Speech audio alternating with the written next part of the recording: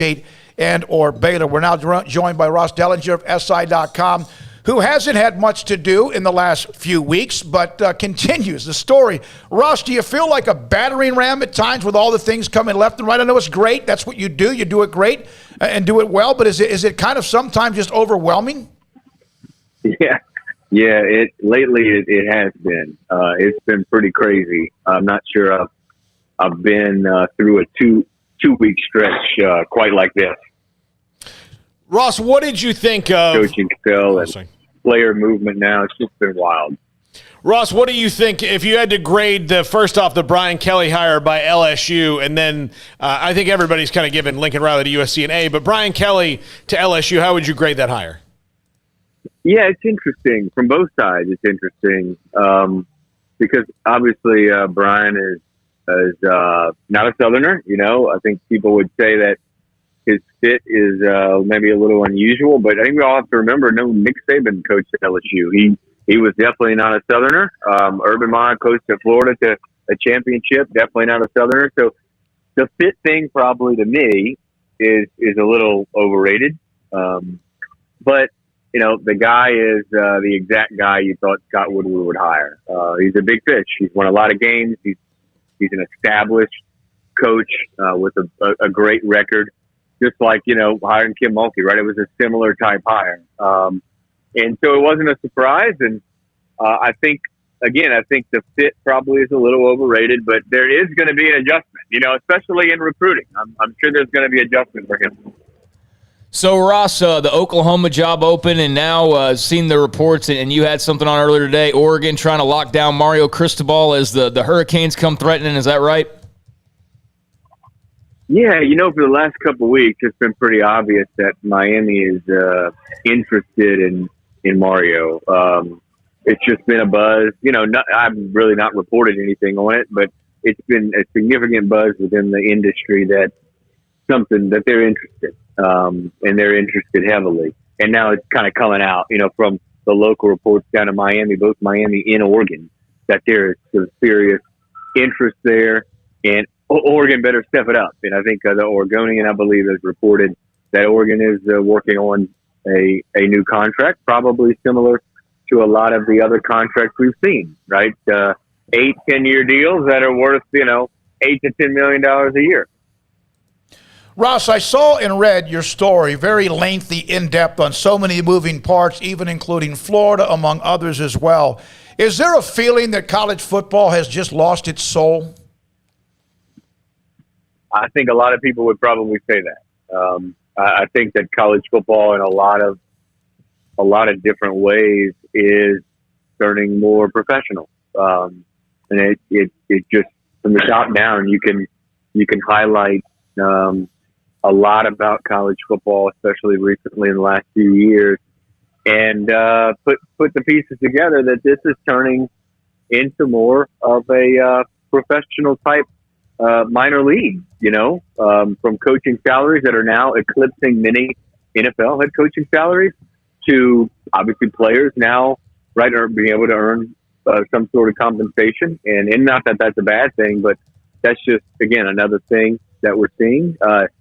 Boosters giving big money to third parties that basically funnel NIL money to players. I mean, it's starting to turn into a minor league. Players especially free agency. Players can move immediately. So we're losing a little bit of the how should I say the qualities that made college. And again, it's not that necessarily it's a bad thing. It's just going to be different. Ross, do you mentioned Florida and all those in together? Did you kind of get an inkling that when Billy Napier just got to, LSU didn't even really, swing at him. And did you get a feeling that maybe the LSU job was going bigger than that when they just let a guy in state who had a lot of success walk to a division rival? Yeah, for sure. It was pretty obvious that LSU was going after a big fish, so to speak, and that's Scott Woodward's MO. That's I think what everybody thought he would do is go after the top coaches. And when I heard that they let Billy Napier walk, it was pretty obvious that that's what they were doing. That they had 2 or 3 big fish, which we reported today in that story, were probably Jimbo Fisher, obviously Brian Kelly, maybe Lincoln Riley at some point early in the search, James Franklin. Those were kind of the guys they were after, and because of money and resources and that job and the recruiting ability, they got him. They were going to get one of those guys.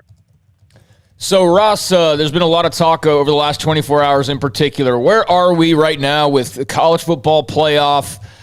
Who's saying what? What side's everybody on as far as teams? I know basically, hasn't it whittled down to, is it the number of teams that's the issue at this point? Kind of where are we after yesterday?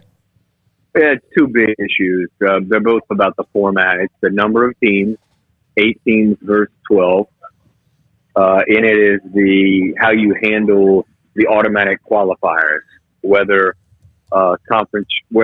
specifically a Power 5 champions get an automatic bid, or do you do maybe the 6 highest ranked champions get an automatic bid? Do you give the group of 5 an automatic bid? So those are the two issues. And right now, they're probably going back. They probably whittled the formats down to 4. If I had to guess, 3 or 4. There's 2 12-team formats. One calls for the 6 highest ranked conference champions to get automatic bids. And the other one calls for, again, the Power 5 to specifically each get an automatic bid, and then the highest ranked group of 5 champions get the 6th automatic bid. They're virtually the same, but there's going to be years, probably 1 out of every 8, 10 years, where you're going to have a Power 5 probably miss if you don't give them an automatic berth. And that's an issue for sorry guys, I'm on the street here in Fort Worth, but that's an issue for some conferences like the Big Ten and the ACC. They want automatic, and I'm sure the Pac-12 probably does too. They probably would prefer that, but I'm told the Pac-12 would vote for either model. But that's what it's coming down to. It's coming down to those 2 12-team models, and there's still an 8-team model on the table, but it's hard to see them agreeing on 8. There's just not anywhere near majority, and they need unanimity for 8. Ross, as you know, Dave Aranda and Baylor play Oklahoma State tomorrow for the Big 12 championship. I know we've talked about Aranda with you before, and you know him as well. How amazing is it, the run they've had, and also the fact Baylor's going to keep him into the future as well? Yeah, huge for Baylor. I think it was the day before Thanksgiving. It was on Thanksgiving Day that I felt like I had enough to report that, he had given the Baylor administration confirmation that he would sign a new deal and stay at Baylor. And you never say never. This coaching carousel's been crazy, but I would expect Dave to stay. It seems like, and that's huge for the Bears. There's no doubt about it. It's significant, and what they've done in 2 years there is really incredible. And it's one of the best turnarounds from last year in college football and in the recent history of college football. And I'll be the first person to say, and I think some others maybe won't admit this, but Dave was hard to for a lot of people. It's hard to see Dave as a head coach because of his personality, right? He was just kind of quiet demeanor. He was cerebral. He was. I tell people all the time, it's like talking to a math professor, not a football coach. And there was a lot of concern of how was he going to be as a face of a program, and obviously he's put those concerns to bed. He has gotten stronger. He has gotten more comfortable, and yet again, he's very careful about getting too comfortable because that's kind of still not who he is, but he has really grown. You've seen it in media sessions. We've seen it daily whenever we can see him as well. Ross, I know it's a crazy busy time. Thanks for your time. Great job covering what you do, and I know there's more to come, but we appreciate your time today with us. All right, guys. Thank you. Ross Dellenger, SI.com, and as Blake Robinson put on on the chat room, he's strong with breaking stories. We have some national writers that are awesome that have been a part of this show, will continue to be a part of the show from various outlets. He did say, you hear what he said, that they had enough to report that Dave Aranda and Baylor would be moving forward, which was a couple of days after we reported it here on this show as well. Yeah, and he also said, the coaching carousel is still going on. I know Oklahoma fans, some of them have convinced themselves that it's Dave Aranda. I've seen the tweets. Some are speculating that it is. Some have convinced themselves that it is. And I think all of them, from what I've seen, because – like, for one, and this was kind of being talked about and joked about yesterday, Oklahoma fans have lost their minds. They have no idea how to handle a coaching search because they haven't had to. They haven't had to do this in 20-plus years, so they have just lost their minds. Meanwhile, people like me or us, we've seen it like 3 times in the last 7 years, so we're just like, whatever, it's what it is. So, yeah, that's just been kind of humorous, not in a negative way. Look, Oklahoma fans, today there's no guy. Yeah. In a couple days, there'll be a guy. But you know how it is. The longer it goes, the more you're just like you want to rip your hair out, and especially when you're seeing your recruiting class just being dismantled left and right and all that. But I think they all believe, or most believe, that it's somebody who's coaching this weekend, and so that only limits it to so many guys. Now that doesn't have to be a head coach; that could be a coordinator, like a Dan Lanning. But the belief seems to be that it is somebody who's coaching this weekend. Now Venables wouldn't be a guy coaching this weekend, right? So it could always be.